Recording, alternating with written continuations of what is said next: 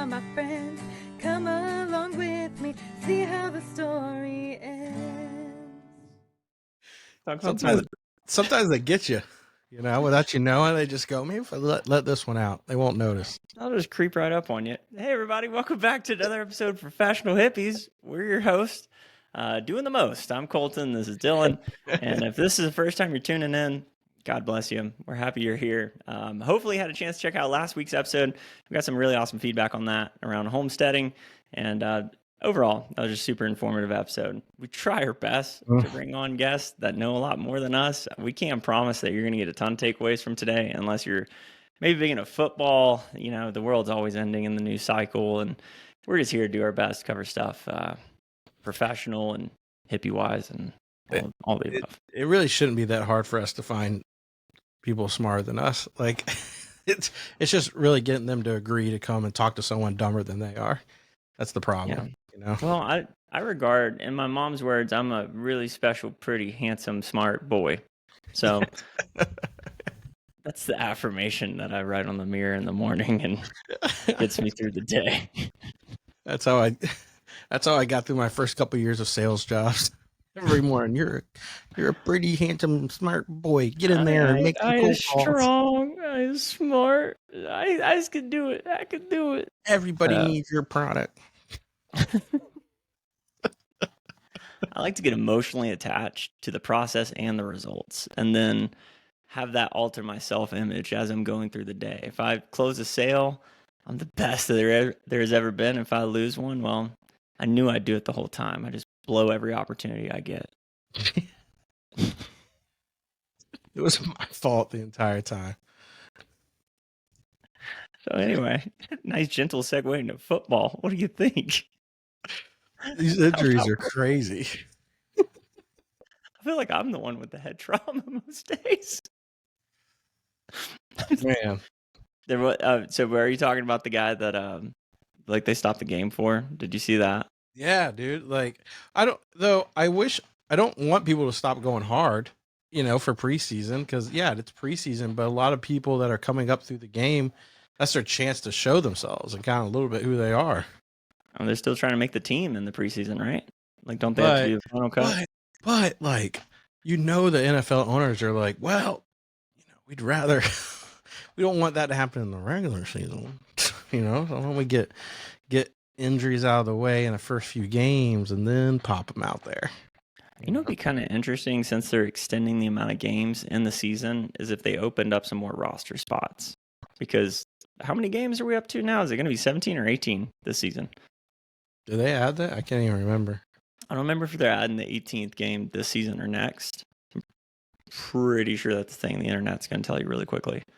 But, all the players, I know they added another bye week or something. I don't remember exactly how all that works. But 17. So they still have 17. Includes 3 preseason games. But I always feel like the preseason games, too, are a way to show, who's actually been, practicing to get back ready, So, who's been practicing, getting ready, who's been training right, who's been slacking off. Yeah. I feel like it is a way, or to at least get you, oh, shit, the season's starting, we should kind of get our shit in order at this point. But, there's always those people that, pull a hamstring or something that's, you should be more athletic than that right now. And then I don't know if that comes down to athleticism. I'm pretty sure every human being on that field's pretty freaking athletic. Every one of them, but you're going, there's being athletic, and then there's, I need to be athletic in this very particular thing. Being able, I think you just mean stretchy. You need to be stretchy on that field. Stretchy, or what I mean by that, too, is, tearing your ACL, right? Your knees need to be able to be strong enough to support when you're doing push-offs, side steps, and stuff like that, right? So you need to be able to build the muscle around it. Soccer players probably don't need to do that as much as, let's say, a lineman does. And so you thought about writing a letter? And so you have to do a very specific type of workout all summer to make sure your knee is ready come the season starting. And if you don't do those types of things, it's just you get on the field and start trying to do it at an NFL level, it's just going to blow out pretty quickly. They might be looking for consultants. Well, You could, I mean, 5 knee surgery, man. I'll get out there. I was gonna say I'm for sure flat out talking shit, but at the same time, you have had 5 knee surgeries, so it's like, I'm the guy to listen to be like, don't be like me. As my father would say, do as I say, not as I do. That's right. Right. That's right. Be the knee over toes over knees over toes guy. There we go. That took me a second. Head, shoulders, knees. Regardless, I think that hey, preseason has a rhyme, reason, and purpose to it. But I am so freaking ready for fantasy. Last year, I was the first loser. Always hurts. Oh, last year, like so many, because we had the Burning Man, like and everything going on, and so I didn't care about who I drafted. I didn't care about anything. Still won one of my leagues, which was crazy, but I just played one league, and this year I have more bandwidth to actually pay attention to what's going on. The caveat to this is last year I had to do auto draft, and there's no way I would have picked the players that I had. And 100% shout out to AI, the algorithms, because now that's the other thing. Like before the computer would pick, I don't know that the computer was doing really like that stellar of a job. AI is kind of moving and grooving now. So you would think that the auto draft now is got to be something real good. Well, no, because that would mean the drafting companies would have to invest in that. And then they're going to go, no, if these motherfuckers are going to auto draft, they should get poor quality. Like you draft your players. I don't know. Because the people running the drafting companies are usually also people that are in fantasy. ESPN analysis, stuff like that too. So I also noticed last year, since I have multiple teams that I work with. I think like 5 or 6 teams that I'm on. I noticed I got pretty similar players because I had an auto draft on most of them last year. They were pretty similar players on each one. And it's because you're getting the players that aren't as good. And so everyone avoids them. So once it comes up to your turn, it drafts them. Yeah, I mean, fair enough. Like, what was the chance that Jaden Daniels was going to have just an unreal season? Like, that could have gone so sideways for me. Yeah. It did. It's like, so no one's really picking anybody. Mm-hmm. Fair enough. I don't know. Maybe I'll let the 8 ball decide. I'll just kind of shake things up, and because the other part about getting older too is like now I don't know so many of the players coming out. Like love watching college football, but like there was a point in life where it was like you're obsessed with football, like watching all of it all the time, learning about it. But now it's like I have the time. I just choose not to use it for being obsessed. Well, now I go into stats now because again, like having time, like I don't really know the player, but if I go to that player and look at his stats, I can tell like, okay, he's done this well over the years. He was on this team, so this makes sense why he probably did well like this. That type of situation, right? But I don't really remember names as much. I know some of it's kind of crazy that people that I remember years ago when I first started on fantasy football are now like the veterans. Don't you love the draw to that too? You recognize a name and you're like, that'd be a good player. But no. You're remembering the player he was. He was. You can't. You gotta remember who you were. Right. That's what that is now. Yeah. No, it's fun, man. I'm glad sports are coming back into my life. I wish there was fantasy for like, I don't know, people's like if Curling? you look at people's lives or something, and you're like, yeah, that guy will make it do well, do well, and then you're like, out, did not do well. Damn. You take your high school graduation class, and every year it's a draft. There we go. Every year you do it. Like, how well is everyone going to do this year? You have some point of rating system, That's gonna give me a heart palpitation. I'm just picturing like rich elitists doing that. They're like you get like someone gets married and you're like, oh, 5 points, whatever. Oh, they had a kid, whatever. Oh, they got a dog, whatever. Ooh, the lost fumble the job. though. Lost the job, lost the job.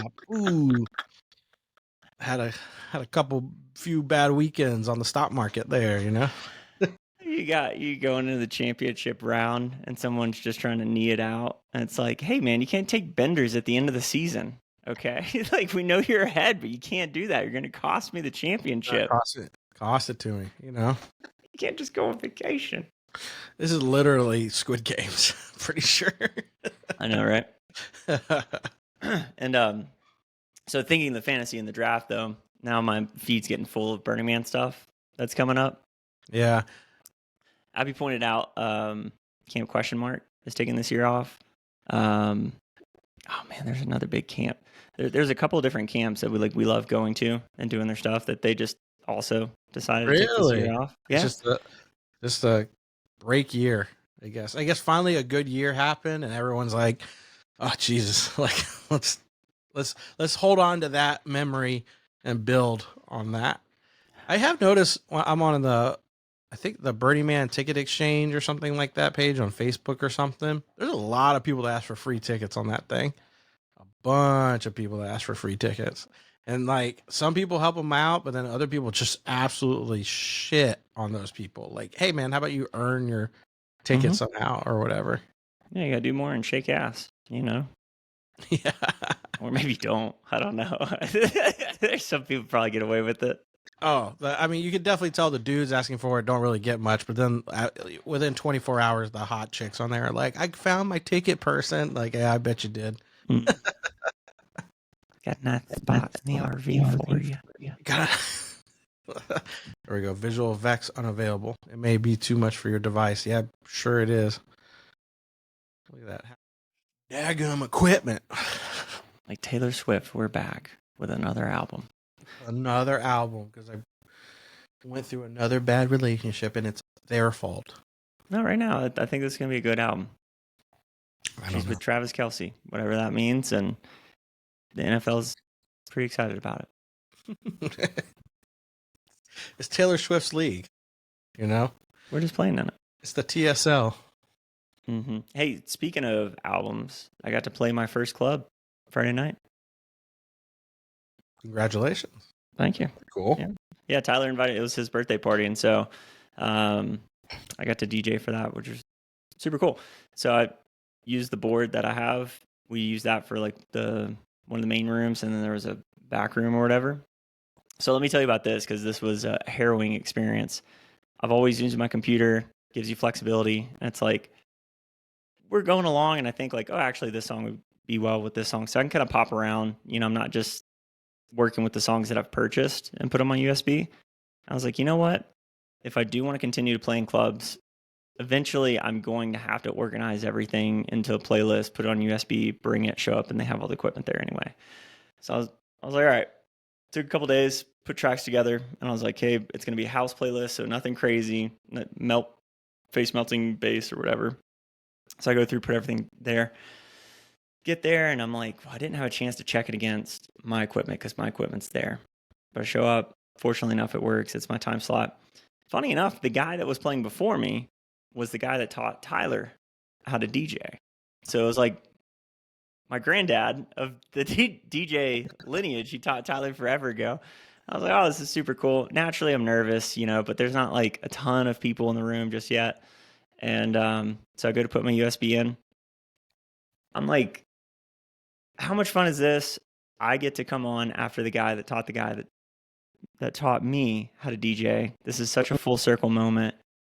And I fucking bump his USB drive, putting mine in, which put his music into an emergency loop. And so he's trying to help me transition over to my tracks.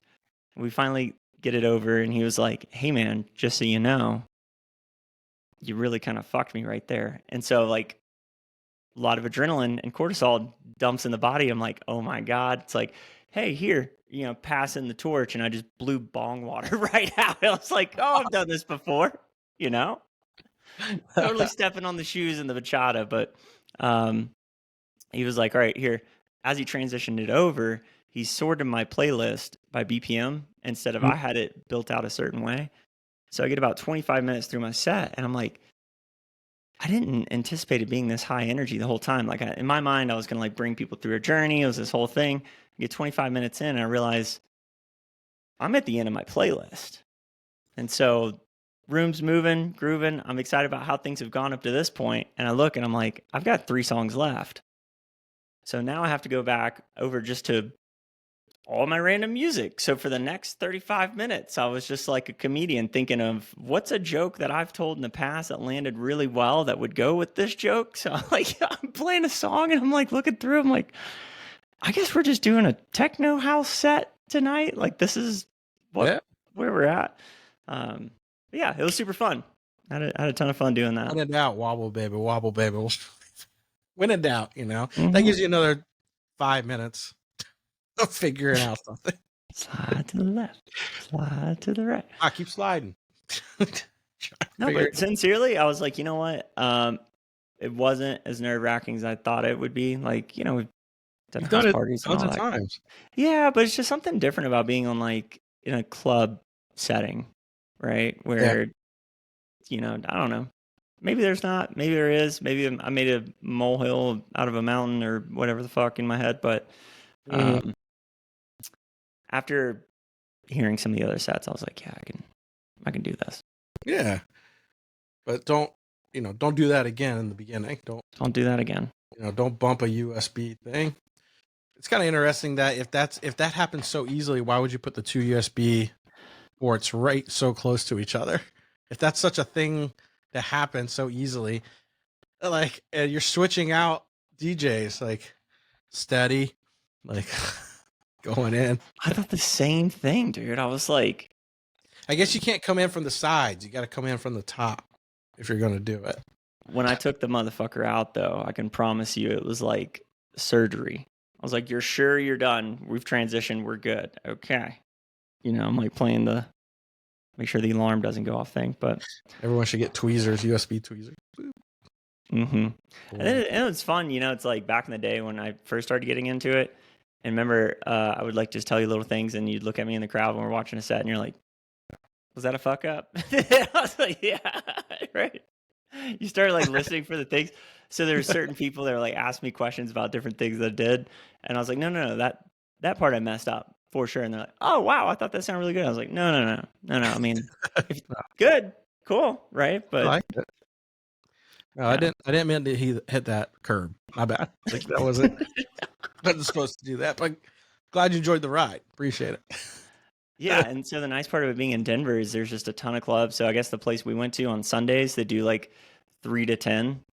And now, like with my work schedule, I was like, oh, Denver's one of those places that like it's like New York. There's always some place playing music that you can go put a USB drive in somewhere. Like because they're playing music. There's people playing music so constantly that like either they need somebody to play because they need the music constantly going, or the person that's always playing is tired of playing.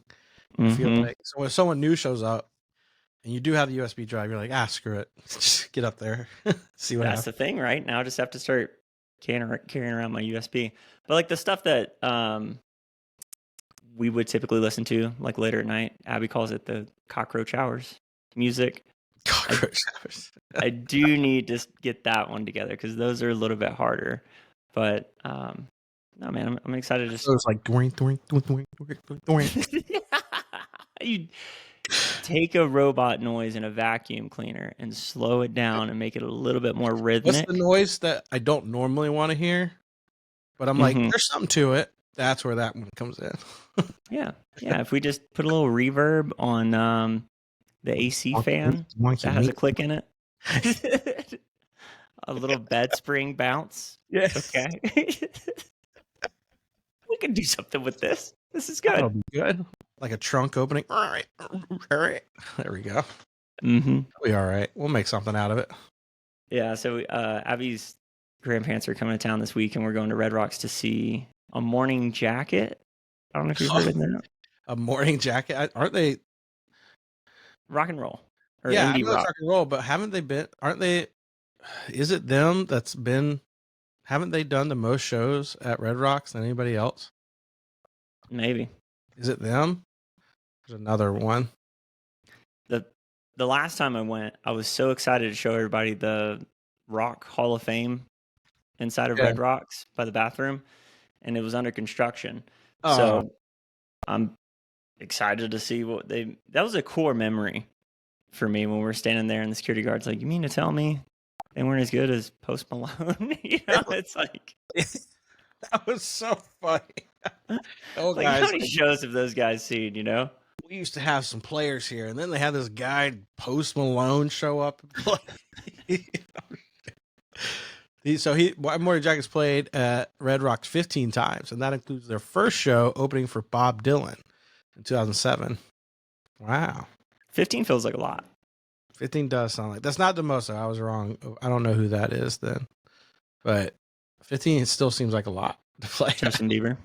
I wonder if, like, you have, like, what is that like when it's already hard enough to get to Red Rocks, but now you almost have, what is that called, where they just keep inviting you back?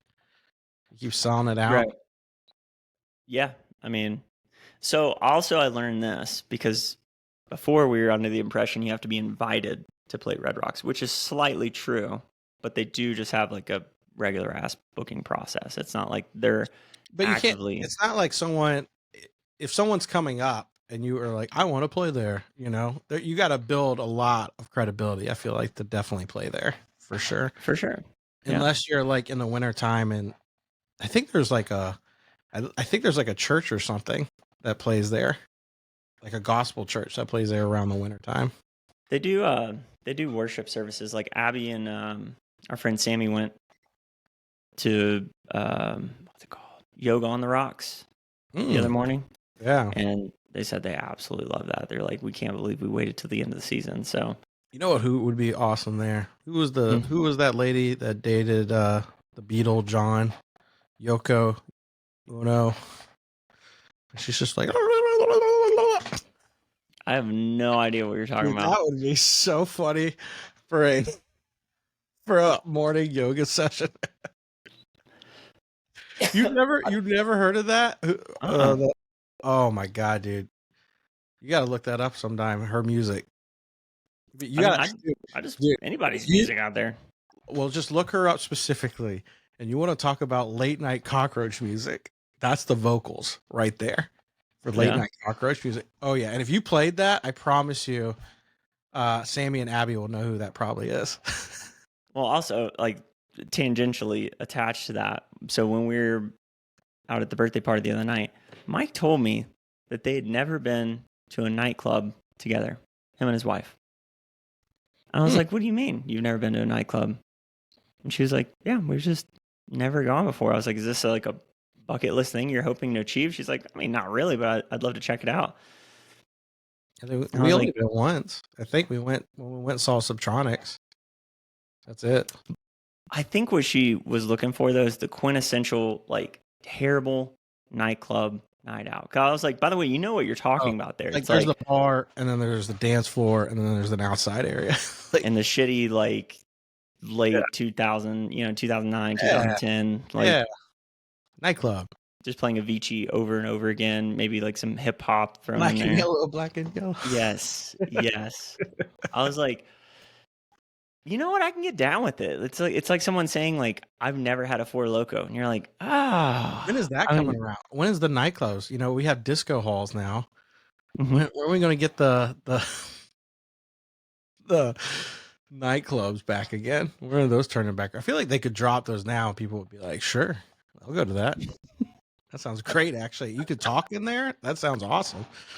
Like you could have conversations with people. I'm not blowing my ears out.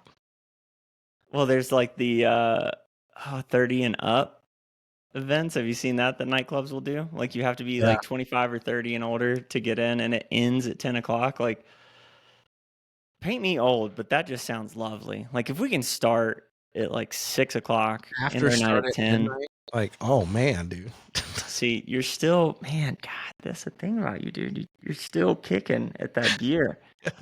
I'm trying to downshift and you're trying to accelerate. No, that is downshifting. You're just doing it. You're just moving everything up. I want to start the afters at like 10 and be done at 12.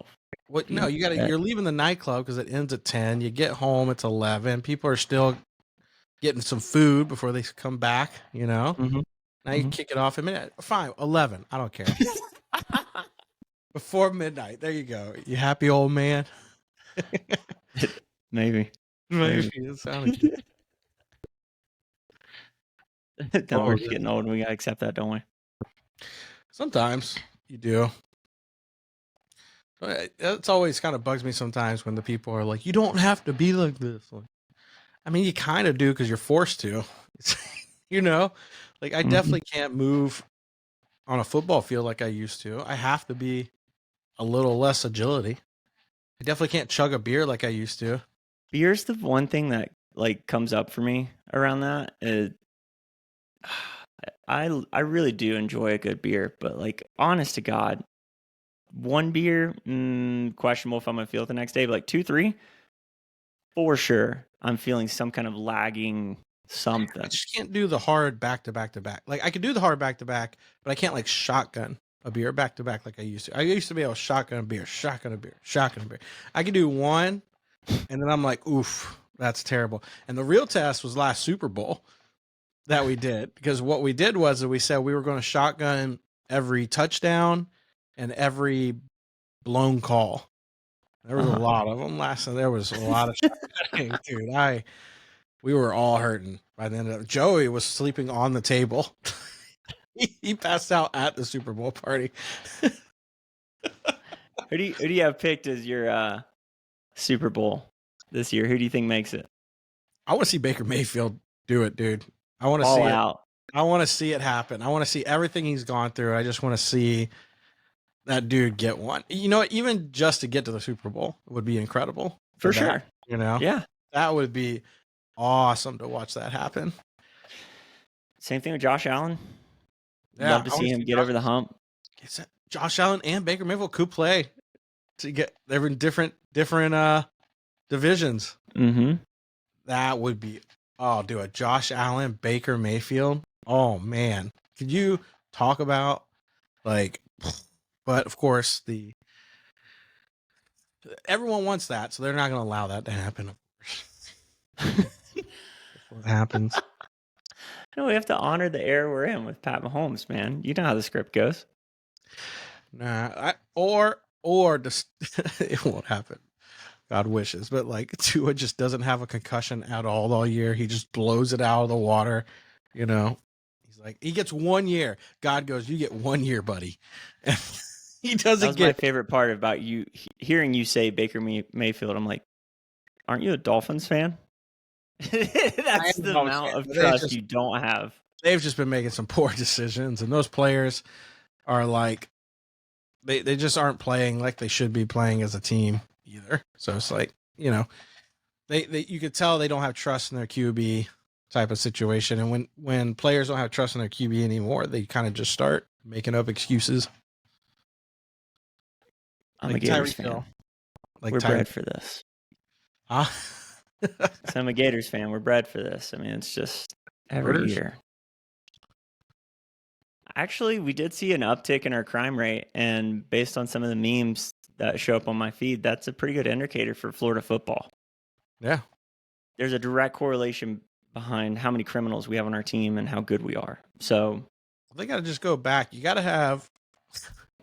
That's what made that year so great, right? You had a good Christian white boy running, you know, the QB. You got to have a good Christian white boy leading. He's got his head on straight, and then he's got his other guys, and he's like, guys, y'all are all so good and athletic. If I can y'all just stay straight and narrow a little bit for me, I can get us there, you know?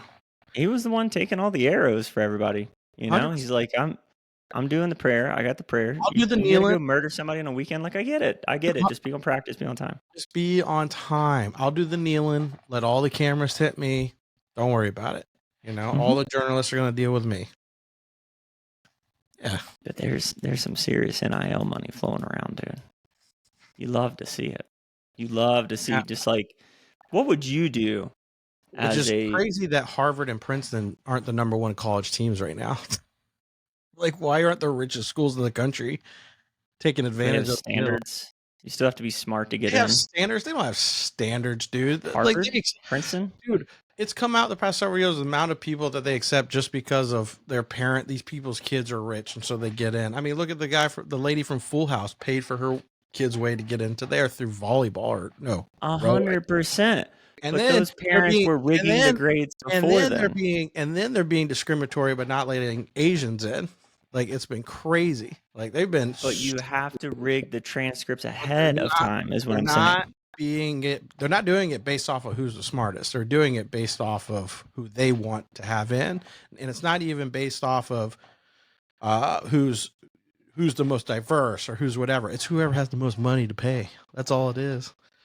I promise you, there's not a 2.8 GPA walking around on that campus. I promise you, there is. You want to look at it? Uh-huh.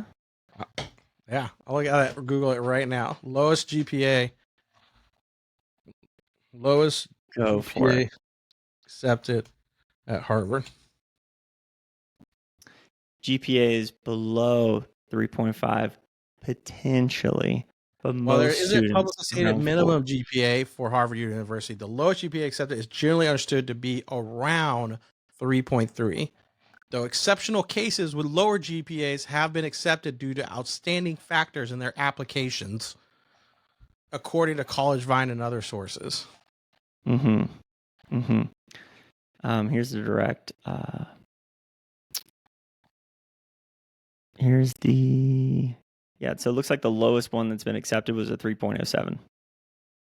Says there, and then on Harvard's website, it says there is no minimum grade point average. Okay. Sure. It says that on their website here. A candidate's complete background is taken into account in the admissions evaluation. How much money will your parents pay us to put you into this thing? Because if those parents are willing to pay for that, then their parents are willing to pay those high school teachers to give them a nice GPA to get into Harvard. So I guess they do. I mean, they're not required to publish information. Like I'm looking at this graph that they have showing who they accepted. And yeah, the lowest one was 3.07. It says here there's a handful of candidates that get admitted with GPA as low as 2.5 through 2.9. And the reason they're accepted is because their personal statements are outstanding. So I love that. Personal statement. So they just submit these like super low statements, but because everybody's personal statements and backgrounds are reviewed, yes, they go, hey, this guy sounds like is a dumbass, but he doesn't sound like a dumbass. Let's get him in. How much money is attached to that personal statement? What if the personal statement is, can you please send me your routing and account information? That's the statement. Yeah. I will send you a blank check if you can get my son in to your business administration school. Please. Thank you. I wonder how much longer college is going to be a thing, especially with like the advent of AI.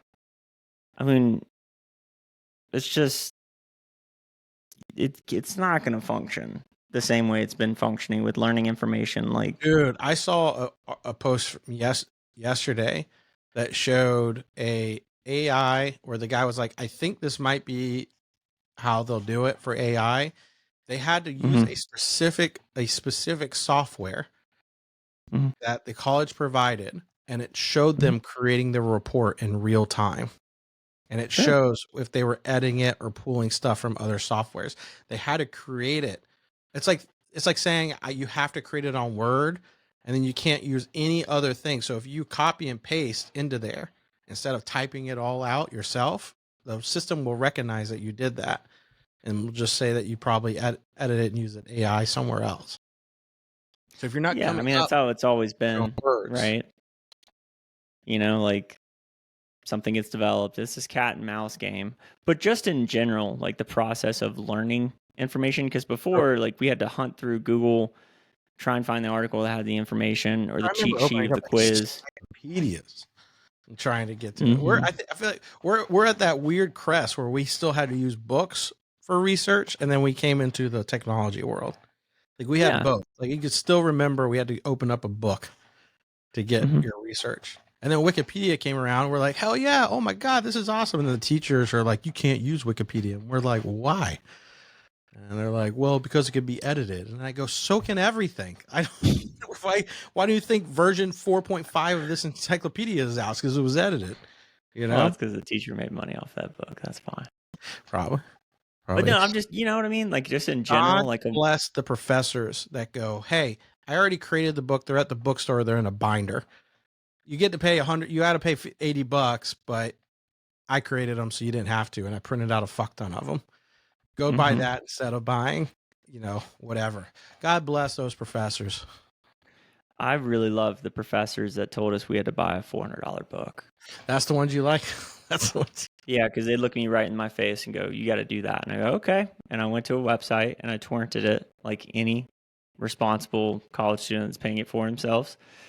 And they go, "Well, where's your book?" I had several professors come by me. I'm like, "No, I printed out the chapter we need for where we're at for the next couple of weeks." And they're like, "How'd you get that if you know the book?" I'm like, "Man, you're asking a lot of questions. I have the book that I need right here, printed off at the library. We're good to go." Okay. Oh, dude, I scavenged Facebook Market. I was on early days of Facebook Marketplace or Craigslist. Jag. You sell your books back to Jag. Need these, or you could you post like on online forums. I need these books for next semester, and someone would be like, "Hey, I got you. I have that one," or whatever. Now, how they started freaking getting at you with it is they would include a DVD or a code. They're stupid books, so you had to get the code, and the only way to get the code was through a new book. We throw a lot of shit at the pharmaceutical industry, but I'll be damned if McGraw-Hill isn't right up there with just them sons of bitches. Like, how much fucking is McGraw-Hill worth? Because they are ripping students left and right, and I think it's a beautiful thing that we're not allowed to write off the debt. I mean, you can pull out a credit line, credit card, a loan for anything else except for college. The one thing that's supposed to help you in life will just be a burden, a chain. Like, what do you do if you pull out $150,000 in loans? It starts piling out of control in interest. Like, what happens? Are you just paying that for the rest of your life? McGraw-Hill stock is at $13.23, and it's down. Good. Take it. Good. That's the one I want to see go down. Keep it going. You're doing good out there, students. Yeah, because I mean, I think I'm $3,000 away from paying off my student loans. Oh. Wait a minute. Did it just go live? Did what just go live? I think McGraw-Hill started July 23rd in the stock market. Okay. Yeah. Yes. McGraw-Hill is now publicly traded after being taken private in 2013. The company recently completed an initial public offering. The IPO took place in late July 2025. Oh shit, they are not doing well. That's good. Good. So great. That's the only way they were going to stay alive, because they knew they needed to go public and get investors. Good. Maybe they get eaten alive. Maybe they don't. Keep at it, students. But McGraw-Hill, if you'd like to be a sponsor of this show, we'll take your advertising money. We'll put you right next to the test kits and the shroom suppliers. No problem. Folks, we are now sponsored, but we will require a code to get into. So listen to the episode. We will need you to buy the code in order to get to it. And it's a new code every episode now. Like a little Patreon kind of situation. Yeah, exactly. But next year, you can't use that code again. It's gonna be a whole. It's now gonna be Professional Hippies, and now you gotta, it's the same thing. It to Professor Hippies. Professor Hippies. So it's the same thing. We're gonna be providing the same content, but we changed the name. So yeah, and now we're gonna charge you again. Gotta love it, right? Well, anyway, hey, I think this feels like a pretty good spot, because next week we got Joey coming on, right? Joey's coming on, yeah. Speaking of an individual, it's much smarter than us. Much smarter. That's what we look forward to. Sorry, Joey. You are smarter than us, but put a power drill in his hand. Our friends need us to keep us around for something. That's the only reason why. Once hurricane season comes around, they're like, my windows. So if you guys got any hot picks on fantasy, be sure to let us know. But other than that, we'll do our best to get some experts coming up for you guys. And hey, if you want to keep hanging around with us, feel free to subscribe, share it, like it, interact with it. Other than that, we'll see you next week. Love you guys.